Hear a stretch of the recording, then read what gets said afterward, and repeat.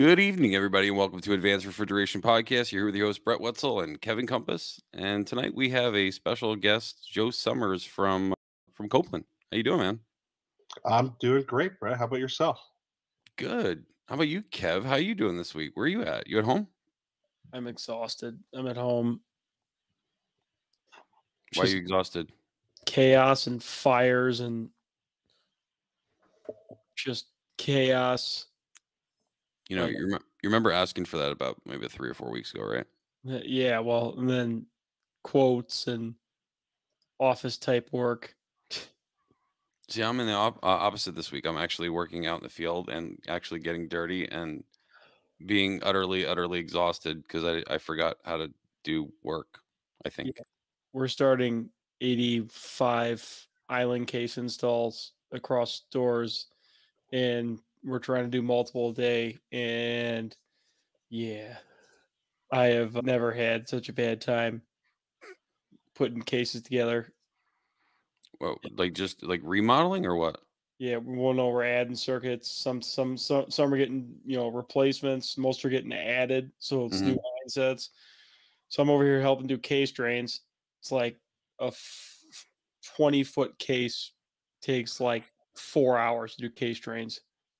Was everything packed underneath there and real tight? Yeah, I'm sliced up like beyond belief from doing them today. Like I'm cutting case rails, like just MFing everything. Just thinking about just rage quitting. Where your hands look like you've been playing rock, paper, scissors with Edward Scissorhands? Yeah. I want these engineers to design these cases to explain to somebody how they're supposed to get all these drain pieces on or drain tees on here and tie this whole thing together without like being like with four people. You know the answer to that. It looks good on paper, man. Yeah. Like it's just the most you just look at it, you're like, this is the dumbest thing ever. So, Joe, how about your week? How are you doing? My week has been going great. What I'm doing, well, a lot of what we're going to talk about. I've been working on a lot of programs surrounding A2L releases at Copeland. Mhm. I spent the better part of the day talking specifically about new fittings for A2Ls. But so I got to split a little bit. I was a little bit at home, a little bit at the office today. But it's been a great week, just hanging out with the kids and day to day work like normal. I'm going to ask you about the fittings in a second here because now I'm curious of what the heck you're talking about. But how Ooh, long? I How love long? How long you been with Copeland?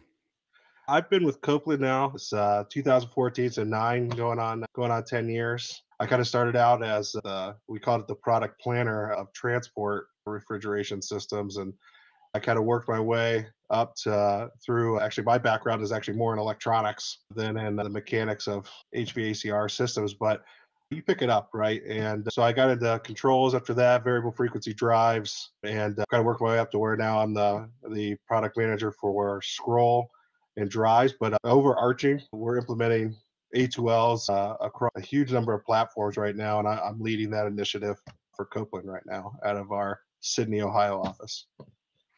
So I guess. Well, first I want to know about the what fittings are you talking about? So one of the new things with the A2Ls is the mechanical fittings. So anything that's not brazed actually has to go through at the OEM level. It has to meet a certain test, and that test is called it's ISO 14903. Uh, what it is that mechanical fitting, as it's put together, has to go through basically what is a 6 week fatigue test to say it's not going to leak beyond X amount. And so all of our mechanical fittings, because obviously people in the field don't want to mess with that, right? So Uh-huh. we're going through the certification of all of our fittings to make it so that the customer and our OEMs just have to buy the prepared fitting combination. Mhm. But I can't just use any old fitting anymore unless it's brazed. Brazed gets an exemption. Okay. So a lot of people are going to start pushing more brazed fittings, but where the mechanical stuff matters, right? Especially refrigeration, where serviceability matters quite a bit more, right? Those mechanical fittings are still going to be around, but they've got to go through some extra tests in order to do that in the new low GWP A2L world. All right. Well, let's start off by what is an A2L because I've asked I've heard people talk and they were like, "Oh yeah, CO2 is an A2L." I'm like, "No, no, it's not." So, just for people, Sure. just so they understand, like what you're actually talking about, what refrigerants do you refer to as an A2L? So A2Ls, I mean, the one that people probably identify the most, just because if you bought a new car since about 2014, it's in your car air conditioner, is R1234YF. But A2L is just a classification for the level of flammability of the refrigerant. It's probably kind of an extreme example, but the way I like to describe it to people, just give a visual, because I feel like most people have done this. It's like an A2L is like how kerosene would burn. It burns kind of slow. It doesn't burn very fast, and it's not explosive when it does burn. And it takes a lot to get it to ignite. You can't, like a small static spark for your fingers, not going to get it to ignite. Mhm. Whereas the non-flammable refrigerants today, they're called A1 category. But the extreme of that is like R290. R290 is considered an A3 refrigerant. And A3, obviously, I mean, it's more explosive in nature, right? It's something like when you look at most of the A2Ls that we're talking about, R290 is 8 times more explosive than an A2L refrigerant would be. So there's a big difference between them in terms of safety, but also in terms of performance and things that you consider. So, but when you look at the low global warming potential refrigerants that are being considered for these upcoming regs, when you get down to those low GWP refrigerants, all those non-flammable refrigerants kind of become difficult to use anymore. All the alternative options, other than like a CO2 or like an R471A, are basically all flammable. There's some exceptions to that, like ammonia, but I don't know that we're going to see ammonia used in a refrigeration system in a supermarket anytime soon, just because it's toxic, right? And that would be a B2L actually, where it's toxic and it's like mildly flammable. But that's more of an industrial gas. But when I say A2L, I'm referring to a mildly flammable refrigerant. So not exactly propane, but just still a little bit more flammable than or less flammable than propane. Yeah, a lot less flammable than propane. Like it's not. They're not even on the same level when it comes to flammability of it. I think it's like an A2L will burn at like 10 centimeters a second, and A2L is like, or A3s are like instant. I mean, Oh it's wow. so it's that nice slow burn versus an explosive effect. So what refrigerants now are you going to be putting out there or that are maybe already out there for medium and low temp applications? So the ones we're doing three that we're focusing in on for all of our products and our main product lines. It's R454A, Hmm. R454C, and R455A. Okay. And so those three are the main ones, and there's a reason behind each one that we can dive into here. Okay. Do you have a question? I don't mean to. No. So when you look at with the EPA regulations and how they're rolling out, they really have refrigeration split up into two major categories: remote systems and self-contained systems. So, like remote systems, I'm talking about like a condensing unit that's installed like on a walk-in where it's outside, and self-contained, it all comes from the manufacturer in one big piece, Yeah. and you install it that way. So the regulations kind of split it up into, basically it says 200 pounds of charge or less for a remote system, that you can get away with 300 GWP options, global warming potential, and that opens up a couple of new options that are pretty much equivalent to R404A, is what I'm Mhm. going to compare it to. But so a lot of the people with remote systems, they're looking at R454A because you actually get more compressor capacity out of it compared to 404A. I actually improve your compressor efficiency a little bit, and just like at a medium temp, you're actually improving your compressor efficiency by about 6% or so, and it has a GWP of about 238. So it's a good option. It actually buys you some performance, but it's got similar glide to like a 448A, which is widespread use today. Do you have to do anything with the nozzle? I mean, if it's existing system has, R404A and then you put, R454 in there, do you have to do anything with the capacity of the nozzle because you said it's fairly comparable, right? It's fairly comparable, but A2Ls in general, the regulations, you can't retrofit it. There's other things in the system, and there's actually some reliability challenges. So, like as we implement our A2L implementations, I'll call it high HFO content refrigerants, is what A2Ls are. And high HFO content means what percentage of it 1, 2, 3, 4 YF is, basically.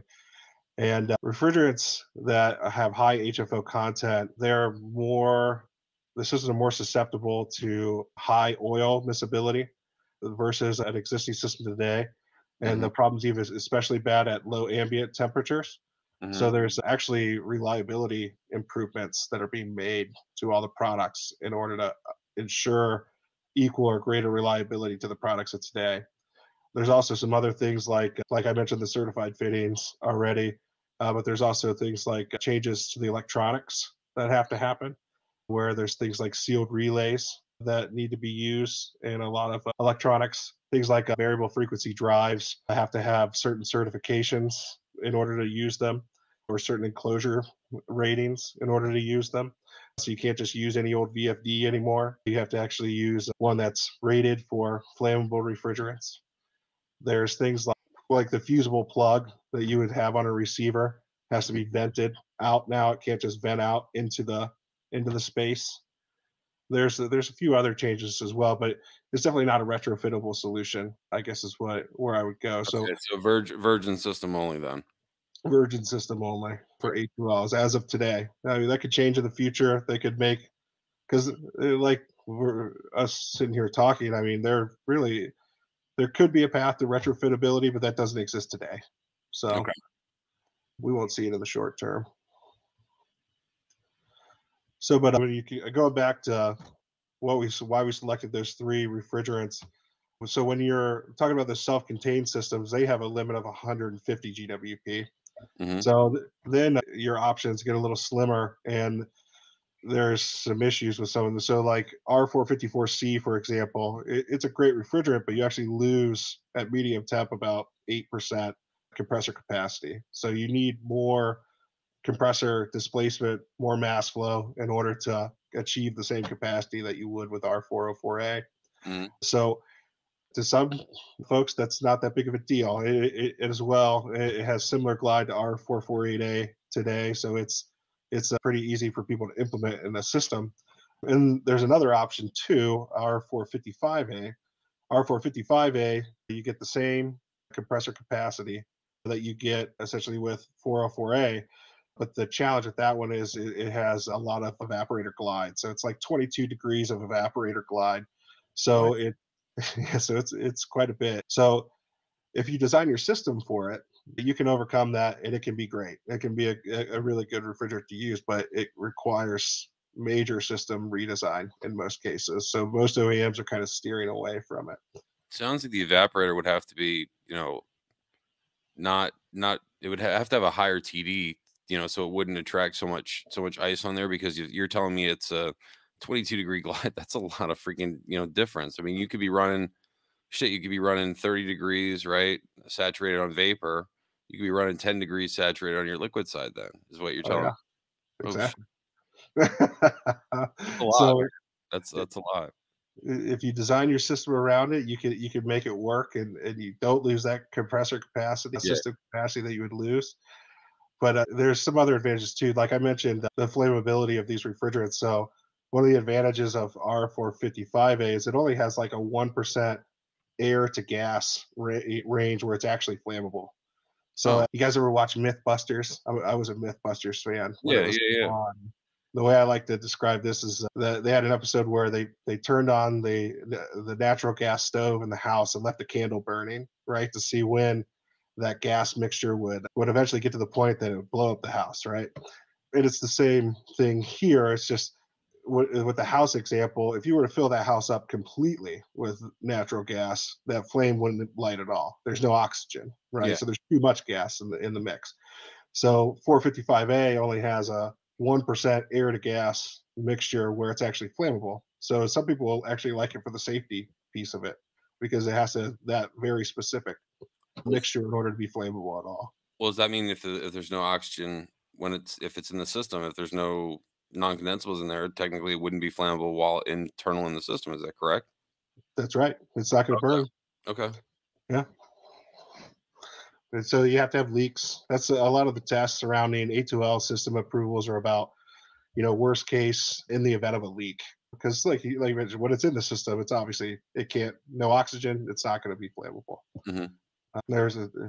Well, I mean, some of the surface temperatures are more heavily monitored in the new standards and things like that. But again, if until it gets out and there's enough oxygen to allow it to burn, it's just as safe as an existing system until that unique condition exists. Hmm.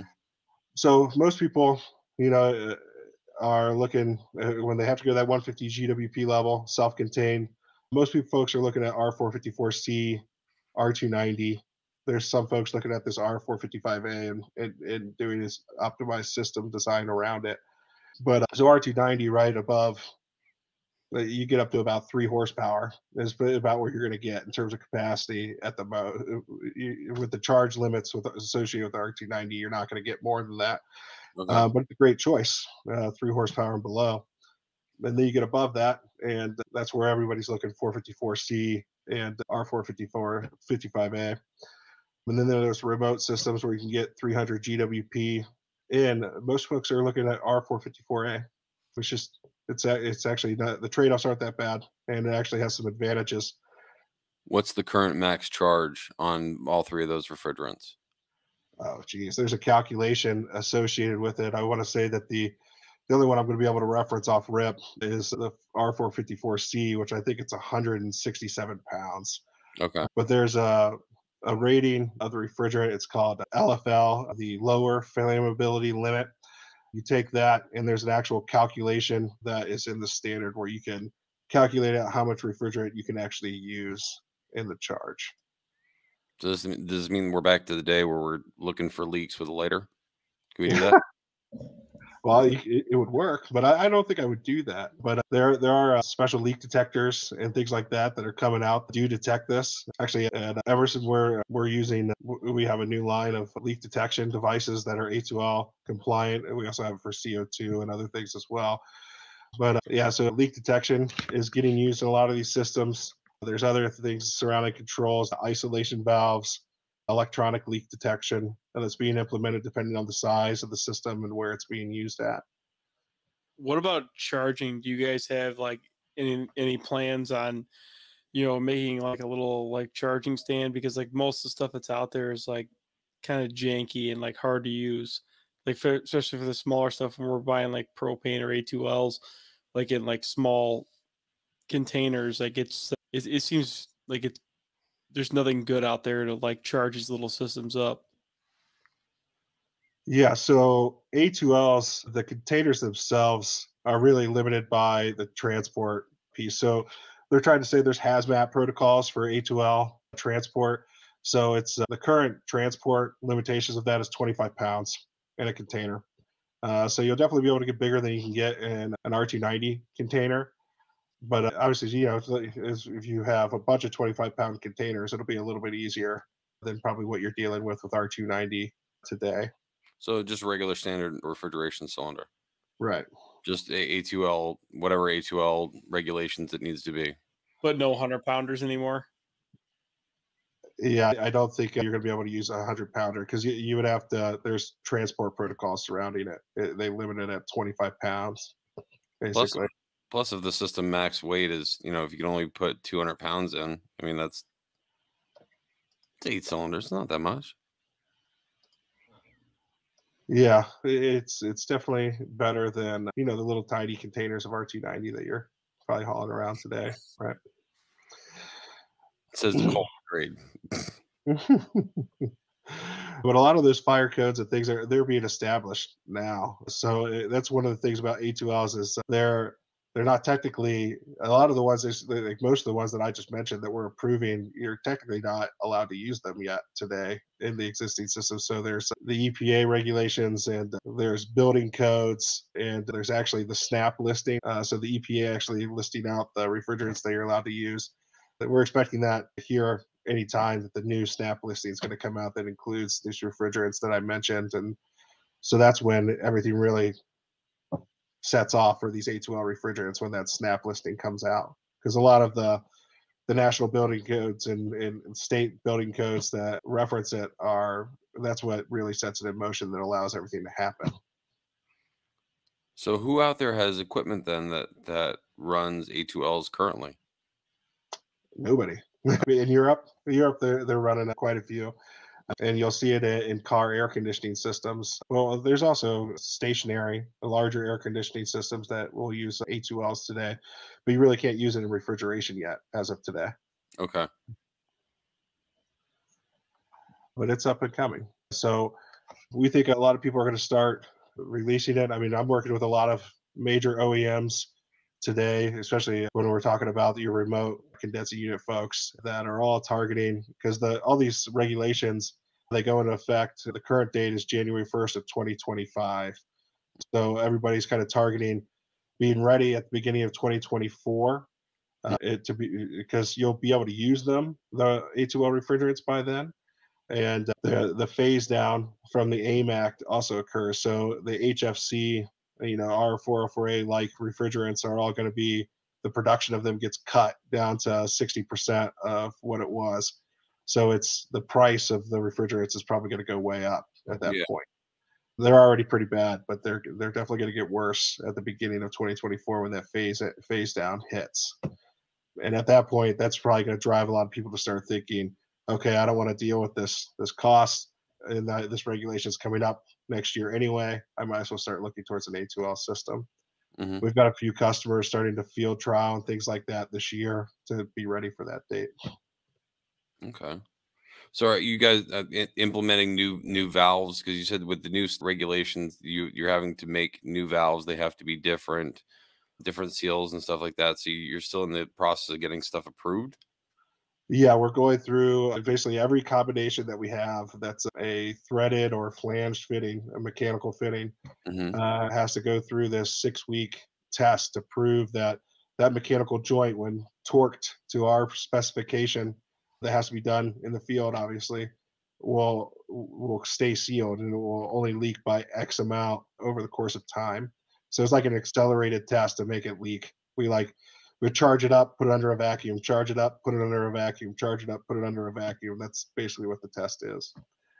But it takes a while, and you got to hook up every single one of them and prove that it's there. And in some cases, there's design changes in order to make it so that it passes that test. But overarching, it's really that certification that's important in proving out that that mechanical joint and the torque specification for that joint is doing what it's intended to do to avoid leaking. So you're gonna have your torque spec and Ugga Dugga too, so the guys know how many Ugga Duggas to do on each flange. Yeah, exactly. So you might need a Guys, torque wrench now. yeah, I was gonna say you're about to need all these torque, at least an adjustable style torque wrench and a regular standard one. You should have a torque wrench. What? Yeah, I have a torque wrench. Yes, you do. Don't I lie. I have a torque wrench. I said you should have one. Yeah. You just use Oh, you just put a crow's foot wrench on there and you're good to go. doesn't that throw off the torque?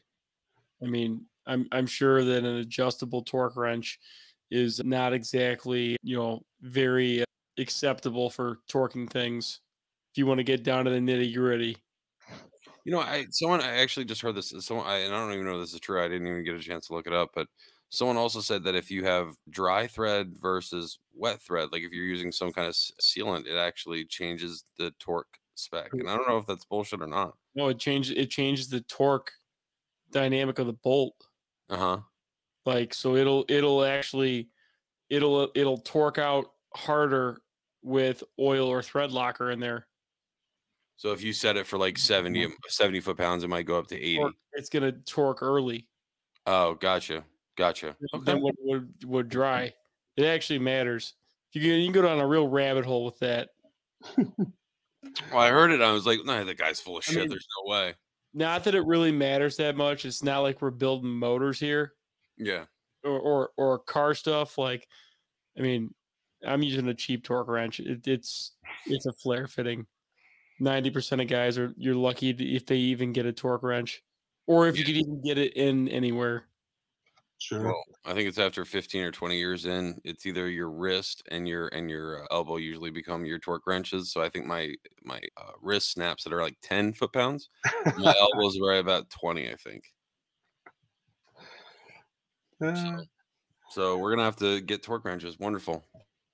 So what else about this testing? You said 6 weeks, 6 weeks worth of fatigue testing, so pressurized vacuum for 6 weeks. yeah, it Temperature essentially temperature cycles change through too? it. Oh, I'm sorry, say it again. Temperature change too? Yeah, I mean the temperature's definitely changing in the joint. I mean even just for the pressure change, but yeah, so it's validating that our torque spec, minimum torque spec is correct, and that it doesn't leak when it goes out. Your other option is to switch to brazed.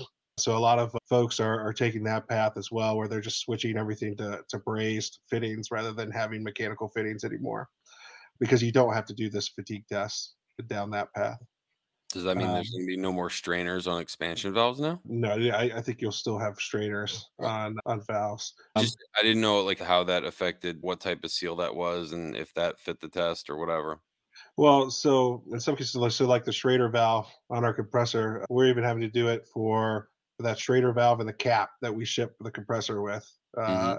So that joint there has to be certified in order to say it won't leak between the cap and the joint. And whoever hooks up to that Schrader valve, they would then have the onus. This is at the OEM level. I mean, in the aftermarket, you guys are going to do what you need to do in the field. I think Mhm. everybody knows that. But at an OEM level, if they're playing their system to connect to that, then they have to certify that joint is good to go in order to get their system UL certified. Way too much government intervention. Yeah, yeah. There's a lot to it. There's just it's a lot of changes, but it's a lot of it's I think for the betterment of the system. I mean, think about how many times have you heard about a Schrader valve leaking, for example, right? It's always the first thing. Never. Usually it's Never. the That's guy the that lied. unicorn leaks. Usually it's the guy that lied in their paperwork. Well, now in an A2L system, he's not going to be able to use that excuse as much anymore. Now it's certified, went through a fatigue pulse test. I mean, What? it's going to be a much longer stretch to blame that Schrader core. Stupid Schrader core and ATLs. But I mean, things like that. So, like, even like our onboard electronics, things are changing with those. You have to switch out the onboard relays and contactors with sealed designs. So I'm sure you've seen like a motor contactor, right? It sparks when it closes. So there's steps you have to take for that. And all of our contactors are being updated to new designs in order to achieve that certification. What else about these? Motor enclosure? Motor, like, if it has start components, the motor enclosure has to be different, doesn't it? Yeah, so that's one way you can do it. You can do it through an enclosure test, and you make it the worst case around it. The other way is to pass it at the component level for everything that's inside the box, and that's kind of the approach that we took, just out of an abundance of caution, just because if a guy's got a cover off or something like that, and he's working on it, and it starts, and the leak just happens to be there, we didn't want to risk anything like that. So we took the decision. We actually took all the starting components themselves and made them sealed. So even if you have like the terminal box open, you're not going to have a problem. Oh, okay. But there's a bunch of different ways that you can go about it with electronics. But those are the main ones. Is switching out the contactors. So that's something to consider too, especially in a service scenario when you're working on an A2L system. You're not going to be able to just take an old school contactor and throw it in that system anymore. It's going to have to be a design that is fitted for A2L systems specifically. Wow. So it's not just the components that are in the refrigeration system, but it's all the electronics, all the contactors, everything that's associated with that unit. It's almost like when you're working somewhere and all their motors are X proof. You know what I mean? They're X rated, where everything, the motors, the enclosures are rated for explosion proof areas. I used to work at a flour place and a wheat place, and when you're working inside the facility, like, you couldn't weld, so you had to take what you were working on, take it into the welding station, weld it there, and then bring it back and make Yeah. everything else mechanical fitting. Yeah, I mean, it's not quite as extreme as some of the like the ATAX and the explosion proof stuff like you're talking about, but yeah, it's definitely got elements of that. And it's all surrounding safe practice. I mean, obviously, while A2L refrigerants, they're not like explosive like a you would get with like a propane or like gas or something like that. It's Mm. still most of the things are just good general practice, like purging the system with nitrogen and things like that that you should follow with A2Ls. It's not quite the extreme of you can braise the system. You just got to make sure that you're not braising it with the gas sitting there in it, right? So wait, so you can't pump. Are you not allowed to pump down the system like you would a typical refrigerant then? And then cut it and then rely on the ball valve that's there to hold back the pressure. You physically have to purge it with nitrogen every single time. No, you can purge it back, but when you cut it out, you're going to want to purge out just the section that you have with nitrogen. You're not just going to want to go at it because you could potentially that refrigerant that's there you could potentially ignite. So it's a safety thing. But we're talking, I mean, how much refrigerant's really there when you're doing that, right? There's not going to be that much that comes out. You blow it away with nitrogen, stick your leak detector up real quick, make sure it's gone, and go to it. And you guys have a bunch of white papers, and I see stuff come out all the time from Copeland about best practices for all the A2L stuff, right? Oh yeah. So if you Google we call it our E360 resources. We actually just put out about 6 pages. It details out a lot of things that I'm talking about here, from the changes to electronics to how to actually calculate how much charge you're allowed to use, safety practices for servicing, all in kind of a quick summary, 6, 7 page document. So it's a great resource there. But there's also deeper dives into each one of those topics if you really want to get into it. Videos, they've got me. I've been on video more in the past 6 months than I've been on video in my entire life, to be honest with you. I was talking all about A2Ls and the different things that we have out there. So I think there's probably at least a dozen videos going over from everything from what is an A2L to what exactly is glide, for example. So it goes from the very ground level all the way to calculating out and service practices. So when do you think the first systems are going to be up and operational and running in the US? In the US, I think the earliest person that I know of that's starting is starting this fall. Really? So that's when you'll start to see them, and I think you'll start to see them in really big numbers in spring of 2024. More self-contains or like more like remote units? I would say both. I mean, if you're talking volume, though, I mean, remote systems are really where the mainstay of A2Ls are going to be. But even those self-contained systems, the larger self-contained systems, is really where you're going to see A2Ls. When you say larger, the three horsepower units? Is that what you're talking about? Yeah, right about anything larger than 3 horsepower, Okay. where you can't stretch R290. Because I mean, the same Lissy, so like even R290, they'll increase the charge limit. What it's like 300 grams for a closed case, 500 grams for an open case of R290 Hmm. coming up. So that's what I'm talking about when I say that 3 horsepower, 3.5 horsepower at most. But with the charge limits that you can use today, it's probably even less than that. You're talking a horse and a half, 2 horsepower most. Is there any need for liquid injection or any kind of demand cooling on these compressors because of the pressures? Because I haven't even ever seen a PT chart, I don't think. Some of them, depending on which one you pick, some of them do run a little bit hotter. So yeah, liquid injection, things like that are actually going to become more important than they have in the past. Mm, And having a good control scheme to make sure that you're keeping it cool, right? yeah, gotcha. But yeah, they're pretty comparable. But it is a larger concern than it has been in the past.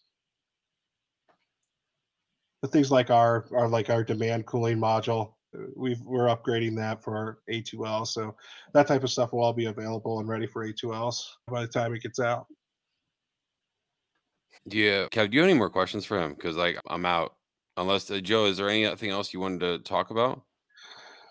No, I think we pretty much hit on everything that I wanted to highlight. Yeah, I think A2Ls are fast and upcoming. We're improving it across all of our scroll compressors, our discus compressors, our condensing units, electronics, variable frequency drives. So we will have a So full portfolio. is it going to be all new compressors, or is it going to be existing compressors you guys are using and having to redesign? It, they do have upgrades. Our requirement was, I mean, obviously we live and die by the Copeland brand, so our requirement from the very beginning was equal or better reliability than when it was used with an A1 refrigerant.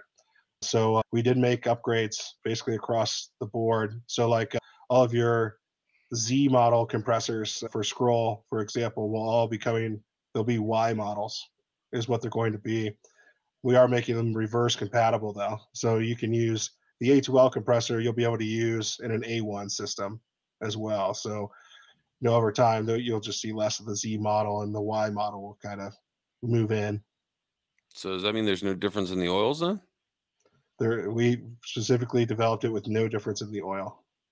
We're using the same POE. Hmm. It's interesting. So with this whole thing coming out, I'm assuming you guys, since you guys are pushing more into the scrolls, are they going to start expanding the variable speed scrolls?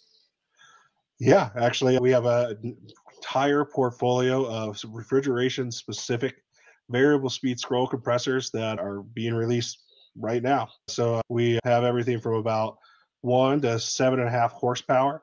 They're approved for A2L use. They have a sight glass in the side for oil management, made in the USA, Lebanon, Missouri, and they're also going to be approved for R290. And what's interesting about those products with R290 is they spin at double the speed, so you get double the mass flow. So my reference to 3.5 kind of horsepower with R290, well, if I'm going at double the speed, now I'm getting 6, 7 horsepower with R290. So it's a big differentiator for a variable speed product when it comes to stretching the with limited charge. And it's the same thing with A2Ls. When you get up to that, 167-pound limit, or anything less than 200 pounds, I'm referencing R454C. If you're running at a faster speed in that compressor's smaller, less volume in the system, less charge in the system. Those variable speed compressors are a great tool for that, and they'll be approved for A2Ls and R290 and they're being released right now. So Have they expanded the operating limits for the variable speeds? 'Cause I know before I think it was like a 45 hertz limit for the A1s. For most of them, the Z series, have they lowered that so you can get the variable speed limit lower, or is it still like a 45% variable speed limit? they run from about 1,000 RPM to 7,000 RPM.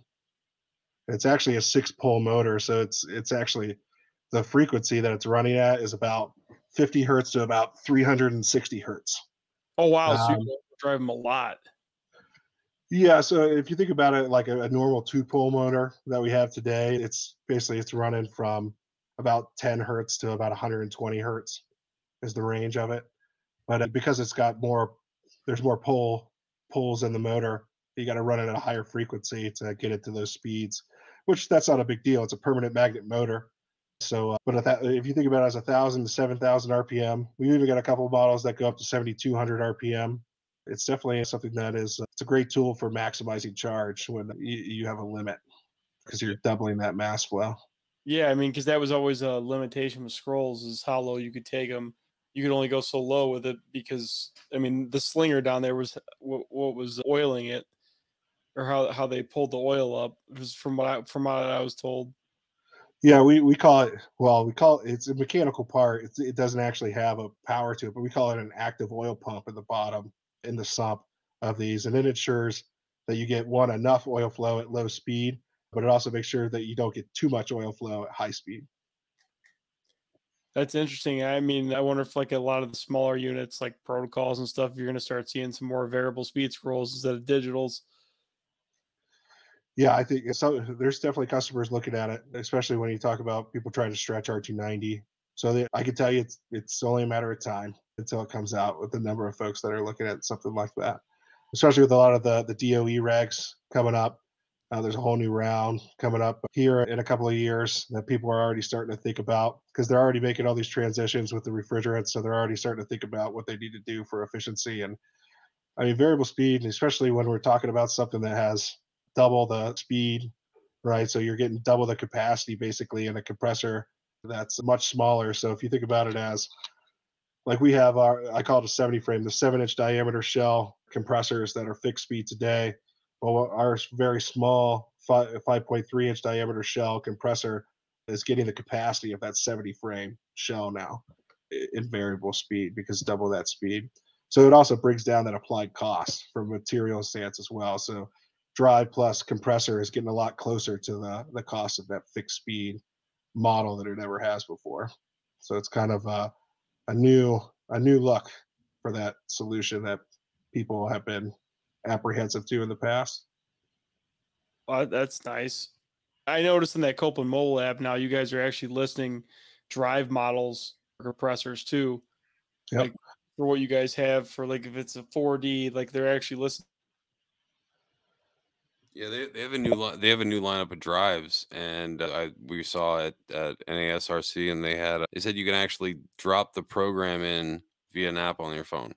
Yep. You can do it over Bluetooth. That's the EVM product. You can drop it in over your phone. Fully A2L A3 approved already.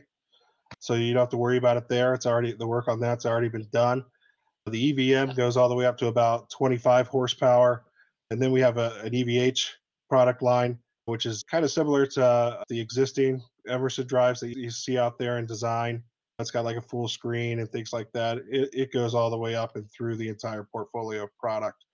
So there's an option. Pretty much any fixed speed compressor that you are able to run with variable speed now, we now have a variable frequency drive option available for it. So if you're watching this video, Kevin's feed just cut out, and I just got a message that just said "cool." I'm I don't glad you like it. this for how much this guy does EMS work. I don't know what his fucking problem is with computers and internet. He has more problems than my great grandmother. It's Uh, ridiculous.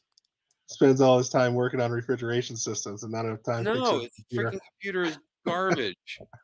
I, What do I, I you don't know what I don't know what that was. That was a new one. It's like it just literally said internal power supply error and just shut off. I literally use this computer for dialing into Costco's in the podcast. did you like buy that computer? Like, I know you said you bought a good computer. Did you buy this on wish.com? Like, is that why like it's always failing constantly? I don't know. Like I don't use it for anything like besides this and like dialing into Costco's. Like I just can't win with any computer I touch. Well, we got you back at least, though. I'm on my cell phone now, so Uh, I was because I looked down for a second because my phone went off, and I just see this message from you like, why are you messaging me? And it just says cool, and I'm like, what the fuck? And then I look up and I'm like, you're gone. I'm like, oh, his computer broke well now that I have decent internet, like the computer's fucked. again. It doesn't know what to do with the good internet. Now that I have like 80 megabytes a second internet for the most part, like it can't fucking handle it. You're driving a play school vehicle on the autobahn now. Yeah. Lovely. Hey, I thought of another question. Solenoids now. Are your original solenoids that you guys make approved, or just does the solenoid have to be different because it has to be that different rating? so all the brazed ones, you're good to go, but everything with a mechanical fitting is going through the ISO 14903 certification. No, but the solenoid coil itself. The solenoid coil itself isn't changing, Oh, okay. but the actual, the solenoid valve itself has to be certified. But yeah, the solenoid coil itself, we looked at those and it wasn't really a sparking component, so we gotta. It wasn't necessary. So other things like that were in that same bucket were like crankcase heaters were something we considered. We even looked at things like the mounting components and things like that, just to be sure, because there's even some material compatibility stuff surrounding A2Ls. Just to make sure, because there are certain materials that A2Ls may eat away more than others. Right. The existing refrigerants, certain types of rubbers or plastics, for example, it'll eat it away versus a normal refrigerant that may be compatible today. I don't know the specific substances offhand, but I know that we went through a full material compatibility regimen to make sure that that wasn't going to be a problem. Of any of the stuff that's in any of the valves that you guys make. Yeah, all the seals that are inside things, the bearings. I mean, all the Yeah. stuff that may have something that could potentially have a problem. So I mean, we got to protect the brand, and we got to make sure that we maintain the Copeland brand quality of products. We don't want people to start having issues as they implement these new refrigerants, and there's new challenges that, as long as your component manufacturers are taking those into account, they're a great solution to these upcoming regulations and the environmental issues that those regulations are targeted at solving. So at the end of the day, our goal is to have a equal or better reliable, more reliable product than what we have with an A1 refrigerant. It shouldn't be any different as we transition to A2Ls. Kev, you got anything? No, I'm pretty wiped out.